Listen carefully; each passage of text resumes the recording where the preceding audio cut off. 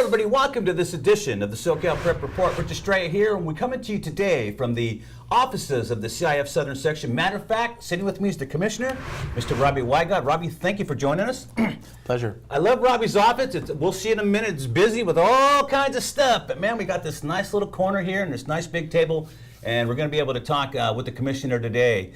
Commissioner Wigod, first of all, congratulations. Great season last year. Didn't see a lot of hiccups. It was a great year. We're very happy about that. And then the task is to keep building on it. The challenge is to keep making it better, and that's what we're going to do. Now let's pick up where we left off. Pardon me. Last year, your playoff system, I got to tell you, and we were talking earlier, and we're talking with Tom Simmons over there about what an idea. The playoff system you guys have put together for last year, and I believe the year before, was just amazing because you've taken people out of their comfort zones. We're seeing teams we normally would never see play each other, and they're good ball clubs because we're in the playoffs. So the way it's been structured, in my opinion, made it a lot more entertaining, a lot more competitive, and we are finding out what we were always wondering. How good are the teams from some of these outlying areas versus the teams here in the suburbs or in the city? So what can you tell us about how that came about? And man, what a success it was, in my opinion. Well, I appreciate your kind words. You know, it was just something that we looked, there had to be a better way. There had to be a better system than what we had. The idea was that schools should be evaluated for how good they are, or maybe now how not good they are. Right. How large you are, small you are, public, private, charter, none of that, socioeconomic status, none of that should matter. It's how good are you. It's about competition. So we took some time to really work on it and try to get use the technology and data available so that we could do, you know, actual power rankings of schools and really evaluate their strength of program. And once we did that, then the task was to group them together in divisions where they can compete. Doesn't mean everybody's going to win, but they can compete and have a chance. And so what we've seen, and it's what we expected, but it's nice to see it play out. We have had closer games. We've had more competitive games, especially the earlier rounds where sometimes, you know, the scores could get out of hand. We're getting new teams an opportunity. They've never had the opportunity to advance in the playoffs and even, you know, compete and win championships. So we're very happy with it. But we're just getting started. It's been 2 years. We head for year 3, and we look to continue to see that progress going forward. Well, the competitive balance I noticed in the playoffs was unmatched. In the 30 years we've been covering Southern Section, I've yet to see opening round playoffs as exciting and competitive as you mentioned. There weren't a lot of blowouts. You typically get that in the playoffs when you're in your divisions because it's pretty much the same stuff. You know, best against the worst. In this case, nobody knows. It was unknown. Nobody really knows how good those schools out of their comfort zone or what they're usually seeing were. And I don't know if it has a lot to do with maybe they're not used to seeing those offenses, not knowing how to defend them or you know, go after them. That might be part of the deal there. It could be, and because nobody's studying these guys all year. You don't know. Not as much maybe because they aren't as familiar. They're not locally, you know, teams they see all the time. But you know, you also have a lot of access to video and the ability to see people and what they can do. So you know, again, I think it's just something that its time was coming. You know, we needed to look at something for the future that really gave student athletes a chance, and that's what it really is about. So, you know, again, it's been a great start for us, and we look forward to it continuing to do better even going forward. All right, Commissioner, I noticed this year the league's changed a little bit. We added a 605 league, actually. Took some of the suburban league away and different things. How often do you do that? Every 2-3 years? Do you guys shift leagues a little bit? Releaguing is every 4 years. Okay. We do it in 9 areas of our section, 9 geographic areas. So you referenced one area, it's called the Foothill area where the suburban league is, and some others, San Gabriel Valley League and some others in the area. There are a few areas of the 9 that actually do it every 2 years. Okay. Orange County's doing it every 2 years. The Inland Empire was the first ones to do it every 2 years. But releaguing is up to the schools involved in those areas. They form the leagues. They look at geography, they look at competitive equity, they look at school size, they look at all those factors and try to form leagues for all sports that work best for them. And that's a tough process because it's not always going to meet everyone's needs. There's going to be some issues where, you know, there can be some difficult challenges, but that's a totally schools-driven process. So we oversee it. make sure that the bylaws are followed. But the actual input, involvement, creation of leagues, that's all done at the schools level. And if anybody out there think that's easy to do, you're out of your mind. I've sat in on one of those things, and holy moly, you got guys that want in and you guys that want out. They don't want to stay in that league. They don't want to stay in League A. They want to go to League C, if you know what I mean. So it's tough. I understand it. You know, one thing I want to get straight with the fans out there right now is, especially now, what you don't understand is Commissioner Wigod does not make the rules. He does not sit here and say, oh, I'm going to do this and we're going to do that. He doesn't sit with his body of people and decide things. Principle driven. It's school driven. Correct. You just carry it out. Yeah, I remember schools make the rules, and they do it by leagues. Every league in our section has a vote. They can suggest rules changes. They can modify what we have. They can eliminate what we have, and then they vote on what they believe should go forward. So it's always been that way. Sometimes people have expectations that myself or blame you for our everything. Staff, They blame you by name. I can handle that. I can handle that. But they have expectations that I might have a lot more power than I actually have when it comes to making rules and things like that. Right. But that's okay, because I think this has to be a cooperative relationship, and we have to be there to really support our schools and to do what they want us to do. Absolutely. And I have no problem with that. But then I also believe we have a responsibility to lead and to be the leadership of the group, to make suggestions perhaps, to throw out ideas, because I think, a lot of times they ask us, you're the ones that are here That's every day. right. You're the experts. What is it that you think? And so that's what we're doing now. We've put out a survey of our schools to talk about transfer rules. We're going to be asking them if they think our current transfer rules are okay. Are there changes that we should make? And actually, we've given them 3 options to rank in order of what they think would be good changes potentially. So as I said, that's the way that we see this relationship. We work together. What we do is important, and we do it, in support of each other. Now the transfer rules, they change periodically. As you've mentioned, of course, if you move in, you're great. You got to move sometimes. Sometimes people get jobs across town, as we talked earlier, or you move out of state. But for the most part, I think right now the way things are set, I think they're pretty good. I think they're pretty fair that if you do want out of your situation, want to go somewhere else, you're allowed to. But it is only fair that there has to be a little penalty. That there has to be. Well, you're right, and I think we're a reflection. What happens with CIF is a reflection of society. I mean, Right. I think we see what happens at the college level with transfers. We see what happens, where people are always looking for maybe that next opportunity they believe Right. is better. So our rules, again, in place by the membership. What people may not realize, because transfers get a lot of attention. Right. We have 400,000 student athletes last year in the Southern section. Of that 400,000, approximately 8,000 transferred. So you have 392,000 student athletes who stayed in the schools that they were in, and a small percentage, maybe less than 2%, that actually did transfer. But that being said, that doesn't mean that it doesn't get attention, that people don't believe that has an effect on what we're doing. And that's why we have to continually visit it and look at it and make sure that we're trying to have something that's workable, tangible, that makes sense and fits the model of education-based athletics. Well, I've noticed a lot less complaints since things have changed a little bit. We'll see how that goes as the season goes along. Let's talk football now, man, because we're in that season, and there's no bigger game this year anywhere than a game involving the Southern section, Mater Dei. Mater Dei national champion last year, went 15-0, undeniably the best team in the country. They were so good, their junior quarterback opted out of his senior year and went to USC, which is, hey, okay, man, that's fine. I mean, if you're that good, good for you. But you have the big game this year, number 1 Mater Dei, number 2 IMG Academy, and let's face it, I mean, this is going to be a really good game. You have some of the best athletes in high school around at that level. Robbie, it's tough, Commissioner, because this is the last time we're going to see a game like this, more than likely. Probably, there's a feeling and statewide, rules change that you're aware of that, we represent education-based athletics. We represent, the comprehensive high school, trying to meet the needs of the students in all areas, academically, athletically, socially. And IMG Academy, as an example, has another focus, pretty much centered about athletics, if not only about athletics, and that's fine for them. Right. It'll be a great game to see, a school like that where, they have students from all over, all kinds of different states, maybe even a couple from outside the country. and then here against Southern California's best and maybe the nation's best. Right. And Mater Dei was an incredibly gifted team last year. I don't know what would have happened if JT Daniels came back this year.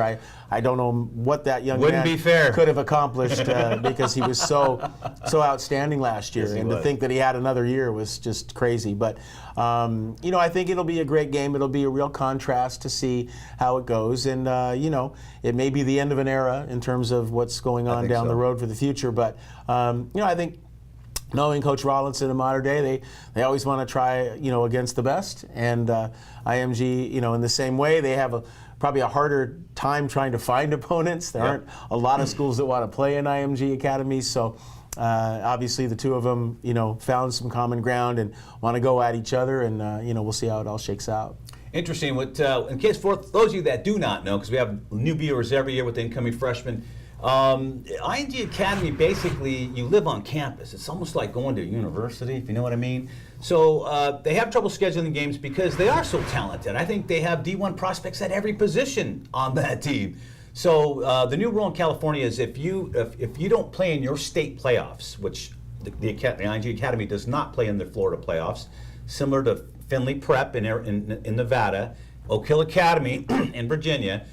Those schools, you all kind of live there if you're an athlete. You have that option, I guess. So, and they don't play in a state playoff because they're not in a league. Because who wants those teams in your league? If you got the local guys going up against an all-star team in the country, it just doesn't bode well. And I think that was part of the impetus for the state of California, keep the competitive balance, like you said, Commissioner. We're academics too. We're not just about the southern section. They got to cover a big cross section of things. So it's not just managing athletes, student athletes. That's it. That seems to be the impetus for some of these schools right now. So this game is very big, and I don't know what's going to happen. I have not seen ING Academy live, seen a lot of their games, but I have seen Mater Dei play, and they're pretty good. Well, they are. But one of the things that you might think about if you're a fan and you're thinking about this game, a team like an IMG, if you're going to play them, you play them early. Right. And the reason you want to play them early is there's going to be some things you have to overcome to get all your team together and kind of start playing as a group. And I'm sure a team like that with so many new players and the way things go, can be in a situation where the earlier you get them, might be better than later in the year when they have a few more games under their belt. Right. But Mater Dei's had some new players too, and they're transitioning. They're a great quarterback left, and another one transferred in, and they have a couple other players that have come from other places too. So they lost a tremendous amount of players in the front, especially their offensive line. So they're not the same team they were a year ago. IMG's not the same team they were a year ago, and we're just getting started. Mater Dei had a good win the other night. So we'll see. It's got a couple more weeks to build up, but then by the time we get there, I'm sure there'll be a lot of hype for that game. Yeah, it's going to be a good ball game for the reasons that the Commissioner just mentioned. This may be the end of an era, and it's really funny. Rollinson's been at Mater Dei for a long time. Got there in the '90s, won championships. I mean, he was the guy, won a national title, and then here it comes. They stuck with him, and he stuck with it, and man, they came full circle again. Again, national champions, doing the southern section in Southern California, a solid, as they say. By putting together a great ball team. Being able to manage all those great athletes is tough. They were as good a high school football team as I think we've seen in a long time last year. I mean, they just had that versatility, on both sides of the ball, even special teams. They just had that magic group. Mm-hmm. And you still have to coach that group. That group doesn't do it without having the right chemistry and having the right coaches and making sure that the talent they have gets the opportunity to showcase what they have. And so it was just one of those magical years for them, and certainly they made us proud in the section. They went on and whipped De La Salle pretty good up there, which we're always happy to see anybody whip De La Salle. That's fine with us. From our section, we put that feather in our cap too. So it was a great year, but like anything else, and Coach Rollins will be the first one to tell you, it's time to move on, time to go to the next challenge, and I think that's what we're looking forward to. Yep, and definitely going to be a challenge. Don't forget that game's early on this year, so check your schedule, see what you're doing. Not everybody can go, but I'm sure it's going to be on TV nationwide. We'll be on Fox Sports West live television as well, so they'll all get to see it. That feed will be going everywhere. Yep. Now let's talk about the office now of being the commissioner, the challenges. You know, we always look at what, you know, you always try to look at history, so you make those same mistakes and you look at stuff, but, you know, you're in a different era now. You can't really, you know, for instance, let's talk about electronic data. You know, in the old days, we're talking about, you know, I was talking with Tom earlier. He says, man, we wouldn't know about something that happened in a game far away till the next day, till Monday. You know, now you find out things immediate, and I think you have to be like a 24-hour commissioner now because they can get to you 24 hours a day. It's changed. They can, and it's okay. I mean, I can accept that. I know when I was an athletic director and I used to get in contact with the CIF office, it wasn't something I could wait 3 days to hear back. It was something I would need an answer for. I'll give you a quick aside. We just hired a very bright young lady as our receptionist, and she walked in and she was kind of getting settled in her area, and there was this little machine over here, and she said, "What is that?" And we said, "Well, that's a fax machine."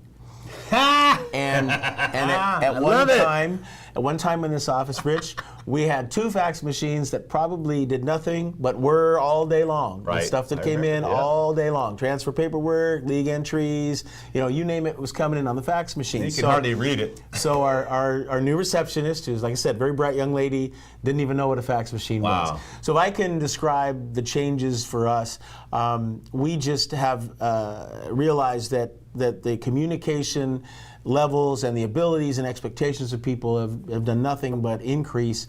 We've increased, you know, tenfold. Our website has become, you know, an incredible source for people to come to get what they need to get. And then we, as I told you a little bit earlier, we're really happy and excited. We hired a new digital media coordinator. Her name is Chelsea Hayward. Chelsea's a very bright young lady, very talented.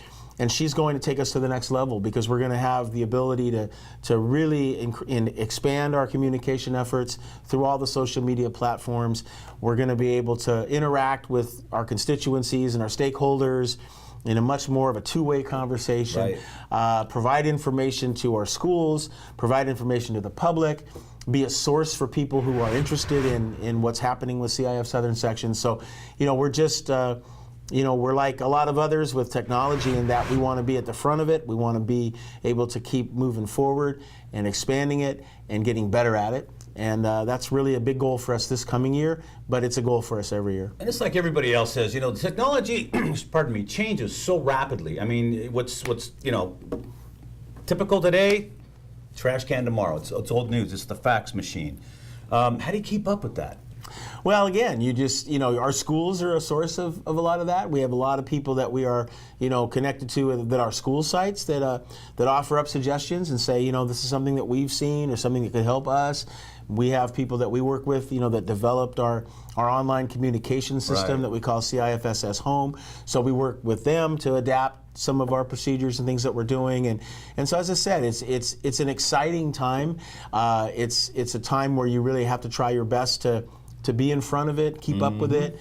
But I think we've been leaders in a lot of this across the state, maybe even across the country. I think our section has shown people, you know, a way to do some things, and they've come to us and asked us how we're doing it. We're proud of that. You know, we want to be leaders out there. We want to have people, you know, looking at what we're doing, hopefully in a positive way. So, you know, we're just going to keep that going, and that's really at the height of, you know, each year I develop goals for our section, and I develop things that, you know, we need to focus on. And the very first one every single year is communication, and what we're doing now and what we can do better going forward. Well, it's tough, man, and a guy like me too, in order to innovate, you know, you got to really trust your young folks now, because this electronic stuff, all this email, all this, you know, Instagrams and all this other stuff, all these platforms that come out that we're using, you know, the young folk get it. They understand it. They're all on it. That's right. And that's the new customer. And they're the right ones. And that's why I said we're so excited to have Chelsea, because she's the perfect person for this. She's, you know, that young, bright, energetic, talented, and she lives it, knows it. You know, I have 2 daughters, 22 and 20. I mean, you know, that's what it is. That's where the knowledge is. That's where the real work gets done, so to speak. So for us that are past those years and those times, it doesn't mean we can't rely on you know, brighter minds than ours to really bring us forward and to make progress and help us do what we do better. And so that's exciting for us. Now we know who's running the CIF office. His daughters. That's right. That's right. Not bad though. Pretty smart They're girls. doing fine. All right, well, Kirk, we're going to come back with the commissioner. We're going to take a quick break. We're going to leave you now. We're going to take a look at the CIF Southern Section top 10s in their respective divisions. We'll be right back with the commissioner here at the CIF Southern Section.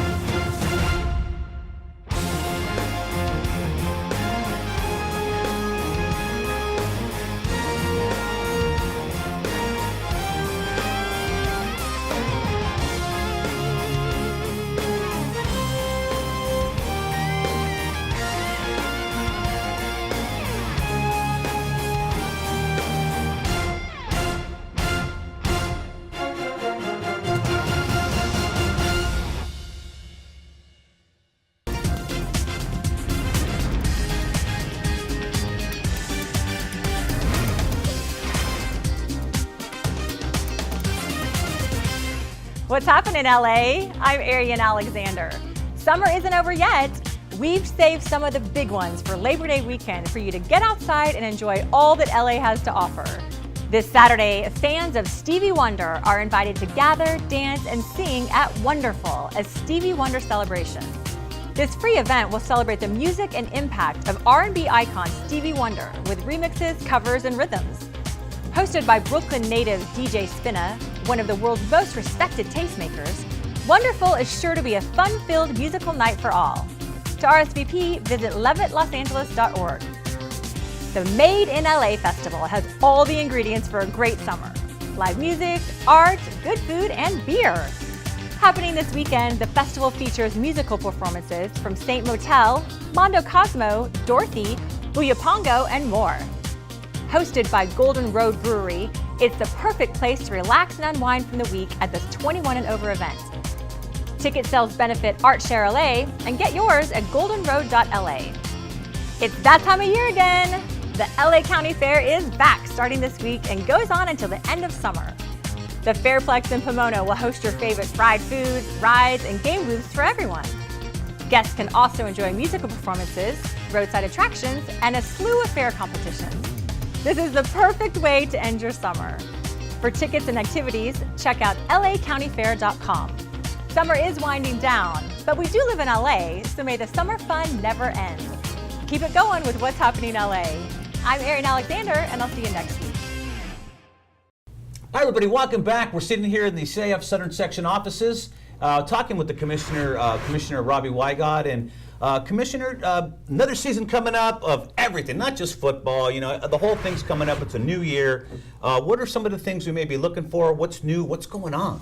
Well, you know, as I mentioned already, and we had a chance to talk a little bit about expanding our communications with our new digital media coordinator. We talked about transfer rules, that we're doing a survey of our schools to find out more feedback on transfer rules, take that discussion statewide, take a look at that. But we have some other things, you know, with after the competitive playoffs too. We have a couple other things. We have some new events. Cheer is a new sport in CIF. All right. And so we're going to conduct our first ever cheer championships in January of 2019. So we're going to have 4 divisions of competitive cheer. We're excited to do that. We're going to have a unified sports track and field championship. Not sure if the viewers are all as familiar with unified sports, but that's where you have students with special needs that compete with students that you would call able-bodied students. Right. So that's a good idea. Yeah, it really is. It's about inclusion, Yeah. and it's about you know, students working together. And so like the Special Olympics that everyone's familiar with is for special needs students who compete against fellow special needs students. Unified Sports combines the special needs student and the able-bodied student in a competition that they both participate in. So we're very excited about that. We're going to have that in May. It's going to be a track and field championship in Unified Sports, where we'll have some of the students from the Unified Sports Championship actually come, and we'll have some events at our Masters Meet track and field. So we're going to have some of those as well. We're going to make a real effort this year to expand online ticketing. The process for people to buy tickets for CIF playoff events is sometimes a bit challenging. They have to go to the campus, park their car, find where the student body office is. You know, it's just not an easy thing to do. So we have partnered with GoFan, an online ticketing company. We've used their services for some of our championship events, and now we're going to start really making an effort with our schools to see if we can serve our constituents, our stakeholders better by going through some online ticketing stuff. So that's coming as well for this year, and we're excited to see those things play out. I know a lot of people that are going to be a fan of that ticket thing. I'll tell you right now. I hope so. No doubt about it. I'm glad to see also cheerleading is coming in, because you know what? They have a national championship here. I mean, think of Gora Hills or something like that. Or, you know, they've won like 4 or 5 of these things, you know, and it's good to see, because let's face it, cheerleading, they're athletes, man. I don't care. Anybody says they're not, it's just stupid. Well, it's what we do. Come on. It's what we do. I mean, we believe in high school athletics as a classroom, and it's the way that students learn about life. Right. And all the things that come out of the experience of high school athletics. And it's not just athletics, it can be music and drama and dance and robotics and you know, e-sports, you name it. It can just something that gets young people to come together as a group to maybe set aside, you know, their race, their religion, their socioeconomic status, where they're from. Absolutely. You know, people constantly talk about a divided nation, and we're in a terrible position where we are divided. We can't get along because of our differences. Right. And my response to that is, look at a high school sports team. Look at what a high school sports team looks like, and look at what they do. You know, students who don't come from the same place, maybe aren't the same color, religion, speak the same language, but they find a way to come together, get goals that they can agree on and try to achieve, and they do it working together. Absolutely. And that's, you know, it's so much bigger than what we do in education-based athletics, because to me, we're a great example for this nation and for our society of what it's really about. And so, you know, when we feel, you know, so strongly about what we're doing, because you know, we truly believe that this is the future of this nation, in showing everyone how you work together and how you come together and how you can get, you know, things accomplished when you focus on you know, looking at each other, treating each other as brothers and sisters. Absolutely. And getting the job done. Well, that's a great way to end this. That's a great message, Commissioner. You're absolutely right. High school sports, again, no pretense, honest effort. Everything's done for the love of your classmate and what you're doing. And once you get out, man, enjoy it now, because once you get out, it's all work, man. You gotta work, all right? Maybe so. It's terrible. So just stay a kid as long as you can and enjoy yourself. Actually, just enjoy your experience as long as you can. Commissioner, I gotta thank you tremendously for coming on the show today. It's always good to talk with you. We're looking forward to a lot of stuff coming up this year, and I wish you nothing but success this year. Thank you, Rich. Pleasure to be with you. Good luck to you and your guys. Thank you. All right, on behalf of all the cast and crew here with the SoCal Prep Report, Richard Stray saying so long. We'll see you next week. Be back live then.